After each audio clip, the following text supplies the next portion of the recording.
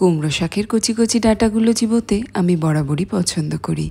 আজকের রান্নাটা আমি আমার মায়ের থেকে শিখেছি। কুমড়ো শাকের পাতা এবং ডাঁটাগুলোকে এরকম ছোট ছোট করে কেটে নিতে হবে। তারপর শাকটাকে ভালো করে জলে ধুয়ে জল ছড়ানোর জন্য একটা ঝুড়িতে রেখে দিতে হবে। এবার একটা বড় পাত্রে জল গরম করে তাতে নুন দিয়ে কুমড়ো শাকগুলোকে 5 থেকে 7 মিনিটের জন্য সেদ্ধ করে জল ছেঁকে রেখে দিতে হবে। প্রেসার কুকারে আগে থেকে ভিজিয়ে রাখা মটর ডাল জল এবং নুন দিয়ে 2 থেকে 3টে সিটি দিয়ে নিতে হবে। খেয়াল রেখো কিন্তু ডাল যেন একেবারে গলে না যায়। কড়াই সর্ষের তেল গরম করে তেজপাতা, শুকনো লঙ্কা, জিরে, কাঁচা লঙ্কা এবং আদা বাটা দিয়ে 1 মিনিট নাড়াচাড়া করেই টমেটো কুচি দিয়ে দিতে হবে। কিছুক্ষণ রান্না করেই হলুদ গুঁড়ো, লঙ্কার গুঁড়ো, ধনে, জিরের গুঁড়ো এবং সামান্য চিনি দিয়ে 2 থেকে 3 মিনিট রান্না করতে হবে। এখন সেদ্ধ করা কুমড়ো শাকটা দিয়ে মশলার সাথে ভালো করে ভাজা ভাজা করে নিতে হবে। এবার সেদ্ধ করে রাখা মটর ডাল এবং তার সাথে আরো 1 বাটি জল দিয়ে সবকিছু ভালোভাবে মিশিয়ে প্রায় 15 মিনিট রান্না করতে হবে। পরিমাণ মতো নুন দিয়ে নিতে হবে এবং ডাল ও শাক ভালোভাবে নরম হয়ে এলে শেষে ঘি ও গরম মশলা দিয়ে নামিয়ে নিতে হবে। আজকের রান্নায় তোমরা জিরে ফোড়নের জায়গায় 5 ফোড়নও ব্যবহার করতে পারো। গরম ভাতের সাথে